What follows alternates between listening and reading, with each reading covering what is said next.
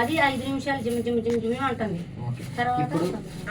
ఇప్పుడు ఇవన్నీ కూడా బాగా విపరీతమైన మంటలతోటి నొప్పులతోటి కింద కూకోలేక నిలవలేక ఆ రోజు నుంచి చాలా ఇబ్బంది పడుతూ వచ్చినాం 10 రోజుల క్రితం. ఆ మార్పులు 100లో నీకు ఎంత శాతం తగ్గింది అనిపిస్తుంది? నాకైతే దొరకలేదయ్యా, మంట లేదు, కాకపోతే ఈ కూడా నొప్పి లేదు. ఓకే, ఆ వెనకాల పుండు అనేది కాళ్ళకాడ పుండు అనేది వదిలే కుడి పక్క కొద్ది పచ్చింది అట్టుంది, అదొకటే. ఈ కుడి పక్క పచ్చి తగ్గితే చాలు. ఈ ఎలర్జీ వరకైతే, ఈ మంటలు ఈ ఎలర్జీ వరకైతే కొద్దిగా నిద్ర పట్టట్లే, ఆకలి కావాలి, ఆకలి అయ్యేటట్టు నోటి పోత కొద్ది తగ్గాలి, అంతే కదా.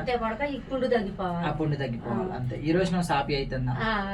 మీరు నేను చెప్పిన ఆహారం కరెక్ట్ తీసుకుంటున్నారా? ఏం తినాలి ఏం తినకూడదు, పత్యం తప్పుతున్నారా? రాగి పిండి దోశ చేస్తున్నారు. ఓకే, ఆ దోశ తింటున్నా. మైదా పిండిని రాత్రి అది తినబుద్ధి కాదు, కొద్దిగా రోటీ అని చేసింది. కూరలు కూడా తినట్లేదు అయ్యా, మజ్జిగతోనే చేసుకొని తిను. ఆ రోజు ఈ మంటలకి తట్టుకోలేకపోయినావు, అసలు మా మీద ఆ రోజు నీకు నమ్మకం ఉందా? నిజం చెప్పు, ఉన్నది ఉన్నట్టుగా. నమ్మకం మీద వచ్చింది, నమ్మకం మీద వచ్చినావు.